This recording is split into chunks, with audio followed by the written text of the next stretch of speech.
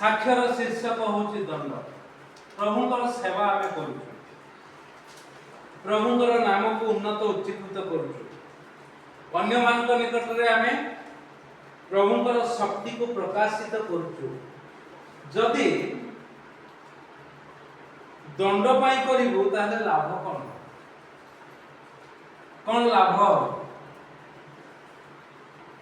आशीर्वाद पाई आम सब करूचु किंतु ताहा जदि दंड हो गला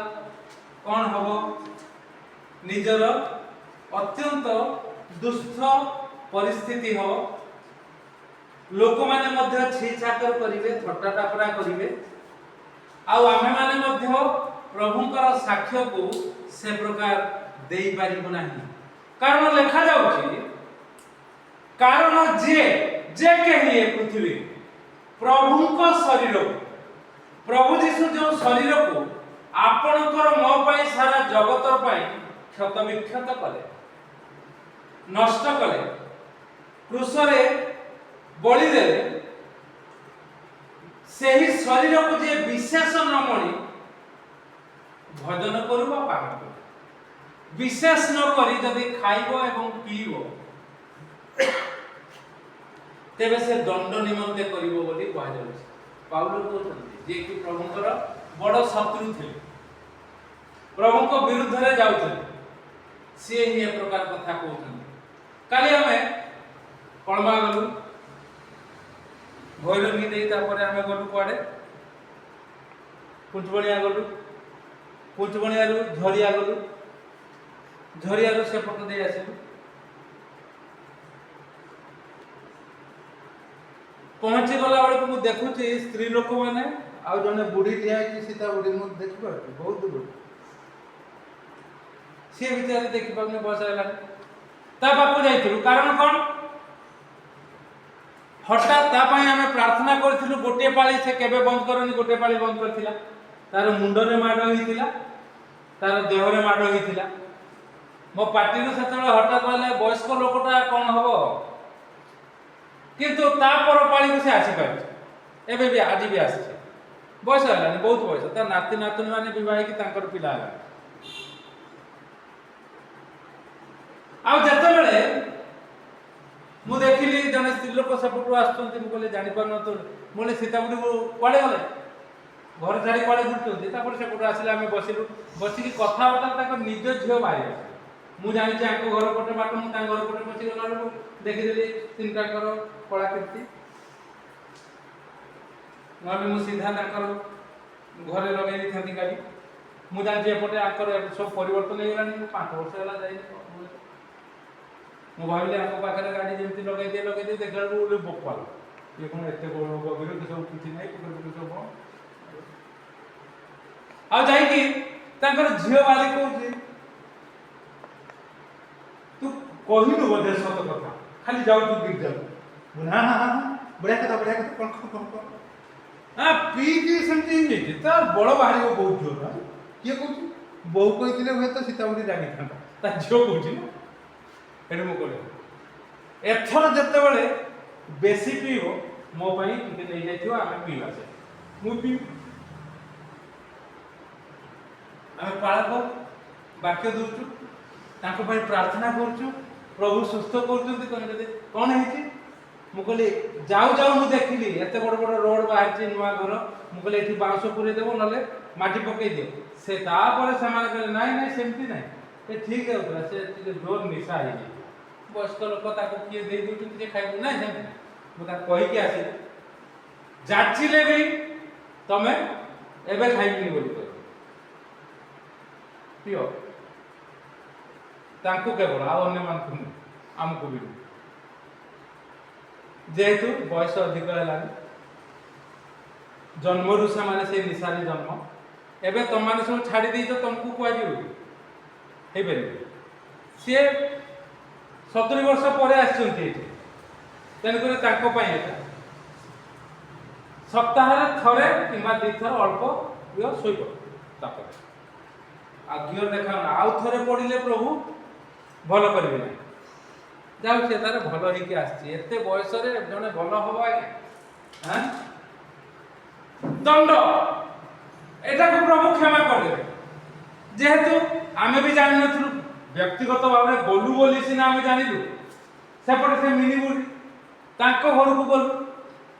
तांको घर को गला बेलू से तार जमा इच्छा नहीं काहे की इच्छा नहीं मो किछि कहलिनी जदे इच्छा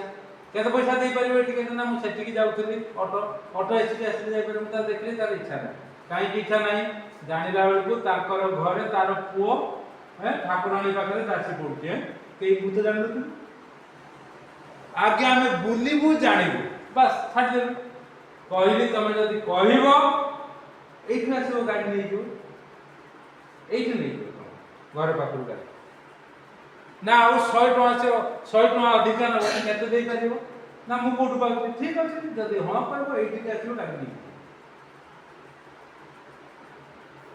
दंड कारण आमे दंड पाइबा पई चाहना जे दंड पाइबा पई चाहू पाइबो पाओ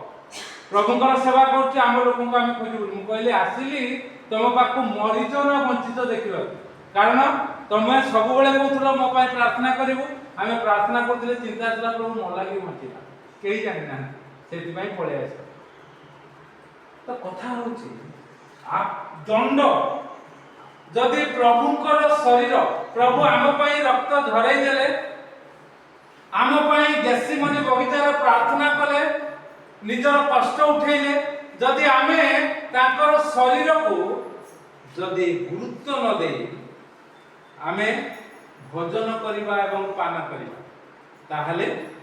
दंड निमंते हवा जेमिति सीता बोली आउ थरे जदि से कथा न माने अतिरिक्त निशारे पडिबो देखिबो से आ एठी आस परिबो सीधा करि आवाज परिबो आमे गला बेलू डली घर पाखरे ठिया से पड़ जाइला कि जीवा जीवा कहला मु कहले अछि कहले कबाट खोला मु कहले मात्र तो समस्त कबाट खोला एबे पशु नै काई दे आइ लुटी आइ त पळे न ताक गली पस कोन करथा का के जानि से कोठी देखना था कोठी धरा पड़ता किंतु का को पाइली न करना पछे देरी भी है दंड टिके बाहर करो प्रभु केमती दंड क्षमा करो लोक माने दंड देबा चाहती आ सेटा भी ठीक किंतु प्रभु को निकट को जो माने आसी जानती बा लोक माने धरि आनती आमे जो प्रकार खोजी बुलुछु जदी धरि आनिबु ताले से लोक को दंड मिलिबो नाही प्रभु क्षमा कर लोक तो दई परिबे दंड आ प्रभु भी हमर दयामय प्रभु क्षमा कर देबे जौन पुस्तक 8 पर्व 11 पद पढ कोन लिखा जाउची लोक माने धरि आनी चंती भूलभाल करछि जो प्रकार सीता बुढ़ी भूलभाल करछि मिनी बुढ़ी भूलभाल करछि वयस्क लोक आमे भी भूलभाल करू आपण माने पिला माने भी भूलभाल करंती आ लोक माने धरि आनती विचार करा याको दंड दिया दबा दरकार आ जीसु को निकट को जदी नै आसीबे आ जदी मन आपनकर बहुत सरल थिबो ताले प्रभु कोन करिवे हां पढ 11 पद कोन लिखा होती से कहला केहि नाही प्रभु जीसु ताको पचारिले धरि आनिचंती आको कोन करछि ये व्यभिचार करछि निज स्वामी छाड़ी अबा जदि से तार स्वामी न थाए सेटा किछि लेखा जाय जदि गोटे झियो अन्य पुओ संगे नटपट होउछि धरा पड़ी जाइछि बा गोटे स्त्री लोक धरा पड़ी जाइछि एबे केते कोन बाहुछि ना काकू धरि आनिचंती का पाखको जीसु को निकट कोन पय आनिचंती कोन कहउचंती से माने धरि आनी जे प्रभु व्यवस्था रे लेखा अछि ये व्यभिचार कर्म करिछि आमे ताकू धरि की आनिचु स्पॉट रे आउ व्यवस्था रे लेखा अछि को पत्थर फपाणी मारिबा पाई ठीक कथा कहि ये भी व्यभिचार करछि भूल करछि दंड पाइबाटा थय निश्चित दंड पाइबो किंतु भूल जगह को नै आछंती लोक मान थमे नै कि विचारालय को जाई थाता आ कोठी देई थाता अलगा आई थाता थाना को जीसु को निकट को आसी रसु हमर सुसमाचार शक्ति केंद्र को लोक माने आसी गले विचार उल्टा हो जिवो कारण हम प्रभु कर कथा कहबू प्रभु समस्त को क्षमा कर देबे सेति भाई हमें काहरी पाए जे सुस्थता पाए प्रार्थना न करी लोक माने सुस्थ हो आमे बार बार लोक मान को पाकू घर को न गले मध्य लोक माने से प्रकार निशा आ मिनी बुढ़ी गोटे काम करछि कहला मु खाउनी आ तार असुविधा केमते हला जानछ ता नाती नातुणी नाती आउ नातुणी को ଏ ତ ମାରପିଟ ଲାଗୁଛନ୍ତି ଏ ଭିତରେ ପଶିଗଲା ଗଲା କମରଟା ଭାଙ୍ଗିଲା ଗୋଡ଼ଟା ଛୋଟା ହେଇଗଲା। ମୁଁ କହିଲି ସିଏ ତାଙ୍କର ମାରପିଟ ଲାଗିଲେ ଟୋକା ଲୋକ ତମେ କେତେ ଭିତରେ ପଶୁର ଆଉ ଆସିପାରୁନି ବିଚାର ପରିବାରର ଅବସ୍ଥା ଦେଖୁଛନ୍ତି ତ। ମୁଁ କହିଲି ତମେ ଆମକୁ କହିଲନି କ'ଣ କହିଥାନ୍ତେ ଆଉ ତମକୁ ତ ଆମେ ହରଲିକ୍ସ ଦେବୁ ତମେ ଆଣିକି ତମ ନାତିଙ୍କର ପିଲାଙ୍କୁ ଦେବ। ତଥାପି କାଲି ବି ଦୁଇଟା ନେଇକି ଯାଇଥିଲି ଦେଲି କହିଲି ତୁ ଖା ନହେଲେ ତ ନାତିକୁ ଦେବୁ। ସିଏ ଆଉ ଦୁଇଟା ରଖିଦେଇଥିଲା କହିଲା ଥାଉ ସେ ନାତିକୁ ଦେବ।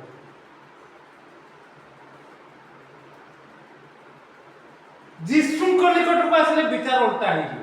ଇଏ ସତରେ ଖରାପ କାମ କରିଛି ସ୍ତ୍ରୀ ଲୋକଟି ବ୍ୟଭିଚାର କାମ କରିଛି ଭୁଲଭାଲ କାମ କରିଛି ଲୋକ ଧରି ଆଣିଛନ୍ତି ତାକୁ ଆଉ ଧରି ଆଣିକି ଯୀଶୁଙ୍କ ନିକଟକୁ ପହଞ୍ଚେଇ ଦେଇଛନ୍ତି। ତାପରେ ଗୋଟେ ପରେ ଗୋଟେ ଅଭିଯୋଗ କରୁଛନ୍ତି ଆଉ ପ୍ରଭୁ ଯୀଶୁ ନୀରବ ରହିଛନ୍ତି ଏକଦମ ନୀରବ ମୁହଁ ପୋତିକି ତଳେ ହଁ ଠିକ କଥା ଇଏ ଭୁଲ କରିଛି ବିଚାରଟା ତାକୁ ଲୋକମାନେ ନେଇ ଆଣିଛନ୍ତି। ଲୋକମାନେ କେତେ ଠିକ କରିଛନ୍ତି ପ୍ରଭୁ ସବୁ ଗଣନା କରନ୍ତି ନା। ଇଏ ସିନା ଧରା ପଡ଼ିଯାଇଛି ତମେ ଧରା ନ ପଡ଼ିକି ବି ବହୁତ କାମ କରୁଛ ସବୁ ଖାଲି ଆମେ କହିବିନି ନା ଏଇଠିକି ଆସୁଥିଲେ ଏବେ ନାହାନ୍ତି। ମୁଁ କହିଲି ସେ ଗଲାବେଳକୁ ଗୋଟେ ଟଙ୍କା ସାଙ୍ଗେ କଥା ହେଉଥିଲା ନା ହଁ ବାସ୍ ସେତିକି ବାବୁ ସ୍ତ୍ରୀମାନଙ୍କୁ ଛାଡ଼ି ଦେଇକି ବାହାରିଆ ପଳାଉଛୁ ସବୁ। 2 ବର୍ଷ ବର୍ଷେ ପରେ ଆସିବ ପଚୁ ଖାଇବ ତାପରେ ମାରପିଟ ହେଇକି ମରିବ। ଆମେ ସେ ପ୍ରକାର ପରାମର୍ଶ କରୁ 2 ମାସ 3 ମାସକୁ ଥରେ ଆସ ତାପରେ ଯାଅ ଅତି ବେଶୀ ଯଦି ପାଖ ଅଛ ମାସକୁ ଥରେ କିଏ ବୁଝେଇବ ତାଙ୍କୁ ଏଠିକି ତ ଆସୁଥିଲେ ଆସୁନାହାନ୍ତି ଛାଡ଼ି ଦେଇକି ଯାଇଛନ୍ତି ସେପଟେ ଖାଲି ଫୋନରେ କଥାବାର୍ତ୍ତା ହାଇ ଭାଇ ବଢ଼ିଆ ଏପଟେ ଆଉ ଯେତେବେଳେ ତାକୁ ନେଇ ଆସିଛନ୍ତି ତାଙ୍କ ପାଖକୁ ପ୍ରଭୁ ଯୀଶୁ କ'ଣ କହିଲେ ବହୁତ ଅଭିଯୋଗ କରୁଛନ୍ତି କ'ଣ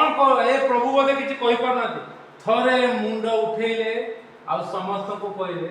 ଠିକ ଅଛି ସେ ପାପ କରିଛି ପଢ଼ିଥିବେ ସେଟା ତମ ଭିତରୁ ଯିଏ ନିଷ୍ପାପ ଜମା ପାପ କରିନ ଇଏ ଧରା ପଡ଼ିଯାଇଛି ସିଏ ଧରା ପଡ଼ିନି ତମେ ଧରା ପଡ଼ିନ ଯିଏ ଜମା କରିନ ପକାଅ କ'ଣ ଲେଖା ହେଇଛି ପ୍ରଥମେ ପକାଉ କେହି ବ୍ୟଭିଚାର କରିନ ତମ ଭିତରୁ ଆଗେ ପକାଅ ପଥର ପକାଅ ପୁଣି ନ ପ୍ରଭୁ ଆଉ ଆଗ କରି ଦମ୍ଭ କରିକି ଟାଣନ୍ତୁ କ'ଣ ମୁଁ ଆଇଲା ଆରେ ବାବୁ ସବୁ ପଳେଇଲେ କାରଣ ସବୁ ଗୁଡ଼ାକ ବ୍ୟଭିଚାର କରିଛନ୍ତି। ଯେତେ ଜଣ ପଥର ଧରିକି ଆସିଥିଲେ ଧରା ପଡ଼ୁନାହାନ୍ତି ବହୁତ ଚାଲାକ ନା ଚାଲାକିଆ ଲୋକ ପ୍ରଭୁ ଧରିଦେବେ ପ୍ରଭୁ ଧରିଦେବେ ଆଉ ତାପରେ ପ୍ରଭୁ ଉଠେଇ ସେ ସ୍ତ୍ରୀ ଲୋକକୁ ମୁହଁ ଉଠେଇ ଚାହିଁଲେ ତାପରେ କ'ଣ କହିଲେ ଗୋ ନାରୀ ସମ୍ବୋଧନ ଦେଖୁଛୁ ତ ଆମେ ହେଇଥିଲେ କହିଥାନ୍ତୁ ଏଇ କ'ଣ ହେଲା କାହିଁ ଠିଆ ହେଇଛୁ ଗୋ ନାରୀ ସମ୍ମାନ ପ୍ରଭୁ ଜାଣିଛନ୍ତି ଏ ଜଗତର ଲୋକମାନେ କେତେ ଭଦ୍ର ଜାଣିଛନ୍ତି ଏ ଭଦ୍ର ମୁଖାଧାରୀ ଅଭଦ୍ର ଗୁଡ଼ାକ ସବୁ ଚାଲି ଆସିଛନ୍ତି ତାକୁ ବିଚାର କରିବା ପାଇଁ ସେ ତ ଭୁଲ କରିଛି ତମେ ଜୀବନରେ ଭୁଲ କରିବ ଗୋ ନାରୀ ଆଗ ନାରୀ ହଁ ସେମାନେ କୁଆଡ଼େ ଗଲେ ତମକୁ ଯେ ଧରିକି ଆଣିଥିଲେ ଗଲେ କୁଆଡ଼େ ପଥର ପକେଇକି ମାରିବା ପାଇଁ ଆସିଥିଲେ ଗଲେ କୁଆଡ଼େ ବିଚାର କାଲି ଯେମିତି ମୁଁ କହୁଥିଲି କୁନପୁର ମଣ୍ଡଳରେ ବିଚାର ହେଉଥିଲା ଉଠି ଆସୁଛନ୍ତି ସବୁ ବୀର ଦର୍ପରେ ମୁଁ କହିଲି ଧମକଉଛ କ'ଣ ଆମେ ବି ଚାଲିଗଲୁ ବୀର ଦର୍ପରେ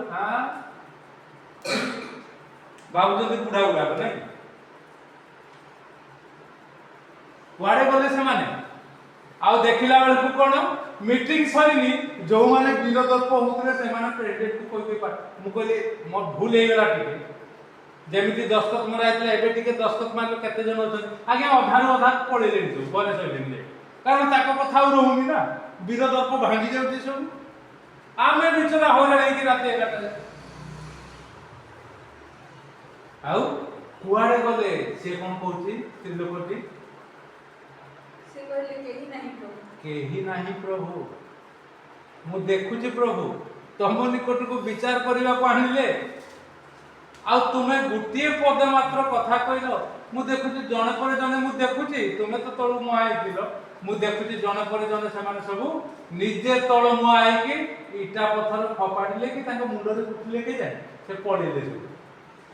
ଗୋଟେ ପରେ ଗୋଟେ ପଡ଼େ ପ୍ରଭୁଙ୍କର ଉତ୍ତର କ'ଣ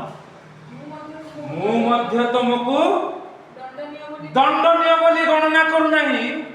ଯାଅ ଆଜିଠୁ ଆଉ ସେ ପ୍ରକାର କାମ ନ କର। ତମେ କରିଛ, ଆମେ ସେ ପ୍ରକାର ଲୋକଙ୍କୁ କହିଲୁ ତୁମେ କରିଛ, ଆଜିଠୁ ଆଉ କର ନାହିଁ, ଆଉ ଦଣ୍ଡ ପାଇବ ନାହିଁ, ଆଉ ପଡ଼ିବ ନାହିଁ, ଆଉ ଦେହ ଖରାପ ହବ ନାହିଁ, ଆଉ ହସ୍ପିଟାଲରେ ଭର୍ତ୍ତି ହବ ନାହିଁ, ଆଜିଠୁ ଆଉ ସେ ପ୍ରକାର କାମ କର ନାହିଁ, ଯା ପଳେଇଲା ସେ। ଦଣ୍ଡ ନ ପାଇବା ପାଇଁ ଆସୁ। କାହିଁକି ମୁଁ ଏ କଥା କହୁଛି ଆଜ୍ଞା, 2018 ମସିହା 19 ମସିହା ମୁଁ ବର୍ଷା ଲିଜା ବହୁତ ଛୋଟ ଥାଏ, ତାର ମା ଚାଲିଗଲା ପରେ 17ରେ ଚାଲିଗଲା। ଆମେ ଗୋଟେ ଜାଗାକୁ ମିଶନ ଟ୍ରିପ୍ରେ ଗଲୁ, ଜଣେ ପ୍ରଚାରକଙ୍କୁ ନେଇକି, ଅରିଏଲ ସିଂ ବୋଲି, ବହୁତ ଲୋକ ଜାଣିଥିବେ ତାଙ୍କୁ, ଏବେ ବି ଅଛନ୍ତି। ଅରିଏଲ ସିଂ ତାଙ୍କର ସ୍ତ୍ରୀଙ୍କୁ ନେଇ ଆମେ ଗଲୁ। ଆଉ ଯାଇ ସେଠି ଯେତେବେଳେ ଜଗତସିଂହପୁରରେ ନୂଆ ଖ୍ରୀଷ୍ଟିଆନ କେତେ ଜଣ ସେମାନେ ବହୁତ ଆନନ୍ଦିତ ହେଲେ। ମୋର ଅଭିନନ୍ଦନ କାର୍ଡରୁ ଅରିଏଲ ଭାଇ ବାକ୍ୟ ଦେଲେ, ବହୁତ ବଢିଆ ହେଲା। ଖାଇବା ପିଇବା ସେମାନେ କରିଥିଲେ, ଆଉ ସେମାନେ ବସିଛନ୍ତି ପୁରା ନୂଆ ବିଶ୍ୱାସୀ ଟୋକା ମାନେ ବି ଅଛନ୍ତି, ଆଉ ଝିଅମାନେ ବି ଅଛନ୍ତି, ବୟସ୍କ ଲୋକମାନେ ଅଛନ୍ତି। ଆଜ୍ଞା ଗୋଟେ କଥା କ'ଣ ହେଲା, ସେତେବେଳେ ଜଗତସିଂହପୁରରେ ନଣ୍ଡା କରିଦେଇଥିଲେ କେତେ ଜଣ ନୂଆ ଖ୍ରୀଷ୍ଟିଆନଙ୍କୁ। କ'ଣ ହେଲା ନା, ଆଜ୍ଞା ଆମେ ତ ଠିକ କଥା କହୁଛୁ, ସତ କଥା କହୁଛୁ, ପ୍ରଭୁଙ୍କର କଥା କହୁଛୁ, ଆମକୁ ତାଡ଼ନା କାହିଁକି ହଉଛି? ଏମାନଙ୍କର ମନେ ନାହିଁ, ଲିଜା ତ ଟୋଟାଲ ମନେ ନାହିଁ ସେ ଯାଇଛି କେମିତି, ୟାର ମନେ ଥିବ କି ନାହିଁ?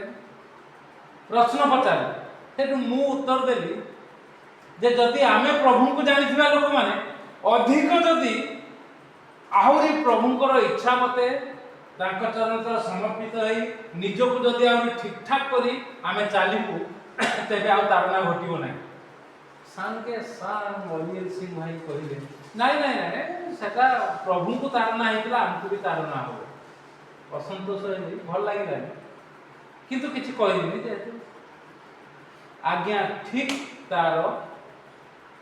11 ଦିନ ପରେ ହାର୍ଟ ଆଟାକ୍ ହେଲା, ହସ୍ପିଟାଲରେ ପଡେ। ମୁଁ ସେତେବେଳେ ଚିନ୍ତା କଲି, ଏବେ ଯାଏ ଅରିଏଲ ଭାଇଙ୍କୁ ମୁଁ କହିନଥିଲି, ଲେଖିଥିଲି, ଡାଇରୀ ଲେଖିଛି। ମାନେ ଏଇଥର ସେ ଆସିଲେ ବହୁତ କଥା ଆଲୋଚନା କରୁ କରୁ ମୋର ବିଷୟ, ତାଙ୍କର ବିଷୟ, ତାଙ୍କର ସ୍ତ୍ରୀ ମଲା 1996-97ରେ। ସେ ସେତେବେଳେ ଆମ ଘରକୁ ଆସୁଥିଲେ, ତାଙ୍କର ମନେ ନାହିଁ, ମୁଁ କହିଲି ଆଜବେଷ୍ଟ ଘରେ ଥିଲୁ, ହଁ ହଁ ଯାଉଥିଲି। ଆଉ ତାଙ୍କୁ ଏସବୁ କହୁ କହୁ ନା ମୁଁ ତ ଭକ୍ତ, ମୁଁ କହିଲି ଆପଣ କେବଳ କହିନାହାନ୍ତି, ନହେଲେ ସମସ୍ତେ ମତେ ଡକ୍ଟର ଥିଚାଣୀକୁ ଆରମ୍ଭ କରି ସମସ୍ତେ ଡକ୍ଟର ପଲ ପର୍ଯ୍ୟନ୍ତ ବାହା ହେଇଯାଆନ୍ତୁ। ପ୍ରଭୁ କହିଛନ୍ତି ଏକାକୀ ରହିବା ଭଲ ନୁହଁ। ମୁଁ ହେଇନାହିଁ। ଆଉ ଏବେର କଥା ଯେତେବେଳେ ତାଙ୍କୁ କହିଲି, ମୁଁ କହିଲି ଆପଣ କେବଳ କହିନାହାନ୍ତି ନା, ମୁଁ ତ ଭୋଗୁଛି, ମୁଁ ଆଉ କ'ଣ କରିବି? କାରଣ ତାଙ୍କର ବଡ଼ ପୁଅ ଗୋଟେ ଅଛି ପୂର୍ବ ସ୍ତ୍ରୀର, ତାକୁ ଲୋକମାନେ ଏପଟ ସେପଟ କରିଦେଉଛନ୍ତି। ଆଉ ସାନ ପୁଅ ଖାଲି ସେ ଚର୍ଚ୍ଚରେ ଯାଇକି ମାତୁଛି। ମୁଁ କହିଲି ବନ୍ଦ କରୁ, ଠିକଠାକରେ ଯିବ, ଗୀତ ବାଦ୍ୟ କରିବ, ଆଉ ଆସିବ। ସେ ପ୍ରକାର ନ କଲେ ଉଜୁଡ଼ି ଯିବ। ଆମର ପିଲାମାନଙ୍କୁ ଦେଖୁଛନ୍ତି ତ, ମା ଚାଲିଗଲା ନା। ହଁ, ସେଇଠୁ ମୁଁ କହିଲି, ରେ ଭାଇ ଗୋଟେ କଥା ନା, କ'ଣ ସେଥିପାଇଁ ମୋତେ ହାର୍ଟ ଆଟାକ୍ ହେଲା ହଉଛି ବୋଲି? ମୁଁ ସେ କଥା କୁହନ୍ତୁ ନାହିଁ, କିନ୍ତୁ ଏବେ ଯାଇକି ଅଫିସରେ ଘାଣ୍ଟିକି କୋଉଠି ଅଛି, ଆରଥରକୁ ସେ ଭିଜିଟରେ ଆସିବେ, ସେ ଆସନ୍ତି ତାଙ୍କର ସଂସ୍ଥା ପାଇଁ ପ୍ରାର୍ଥନା କରିବା ପାଇଁ ଆଉ ଅନୁଦାନ ନେବା ପାଇଁ। ଆଉ ସେତିକି ବେଳେ ମୁଁ ଦେଖେ, ମୁଁ କହିଲି ଦେଖନ୍ତୁ, ପ୍ରଭୁ ଆପଣଙ୍କୁ ମାରିନାହାନ୍ତି, ମତେ ବି ମାରିନାହାନ୍ତି। ଯଦି ମରି ଯାଇଥାନ୍ତୁ ଯିଏ କିଏ, ଆପଣ ହଉ ବା ମୁଁ ହଉ, ଏ କଥା ମୁଁ କହିପାରିନଥାନ୍ତି, ଆପଣ ଶୁଣିପାରିନଥାନ୍ତି, ବହୁତ ଖୁସି ହେଇକି ଗଲେ। ଦଣ୍ଡ, ମୁଁ କହିଲି ଆମେ ସବୁ ଭାବି ନେଉ ଆତ୍ମିକ। ଆମର ମନେ ପଡ଼ିଲାନି ତାଙ୍କୁ। ମୁଁ କହିଲି କ'ଣ ଗୋଟେ ପ୍ରଶ୍ନ ପଚାରିଲେ ଆପଣଙ୍କର ମୋର ମତ ଭିନ୍ନ ହେଲା ଉତ୍ତର। ଆଉ ତାପରେ ସେ ହେଜ କରିକି ଗଲେ। ଆଉ ଥରକୁ ଆସିଲେ ଆହୁରି ଦେଖୁଛନ୍ତି ତ, এই প্রকার যদি আমি লোকମାନଙ୍କୁ শোধন করিবা, প্রভু যে প্রকার মুন্ড পୋତି রহিলে ଆଉ ଦଣ୍ଡନୀୟ ବୋଲି ବିଚାର କଲେ ନାହିଁ, କିନ୍ତୁ କହିଲେ ଆଜିଠାରୁ ଯା, ଏ ପ୍ରକାର ପାପ ଆଉ କରିବୁନି, ତତେ ଲୋକ ଧରିକି ମୋ ପାଖକୁ ଆଣିବି ନାହିଁ। ଚାଲାକି କରି ଯେମିତି ଲୋକମାନେ ଧରା ପଡ଼ନ୍ତି ନାହିଁ, ସେମିତି ବି କରିବୁନି। ଦେଲେ कि प्रकार देखो दंड मुक्त आउ से अनिल भाई को भाई मु धन्यवाद देली सेति भाई मु एटा को दंड बोली लिखिली तांकरी भाई साक्ष्य एटा से जीवन रो साक्ष्य बेसी वर्ष है 19 मसिया कथा आज 26 मसिया रे तांको मु कहिली ए प्रकार प्रभु आपन को मते अनुग्रह करथांतु दंड मुक्त करंतु आमे दंड पाउथवा लोक मान को ए प्रकार कर दउ जद्वारा कि आमे समस्त प्रभुଙ୍କର स्वास्थ्य सुस्थता पाई तांकर आशीर्वाद पाई आगो को प्रभुଙ୍କ नाम को उन्नत उच्चीकृत करि पारिबु कारण प्रभु कहते मु मध्य तुमको दंडनीय करू नाही जाओ आज तू आउ पाप कर नाही प्रार्थना करिबु।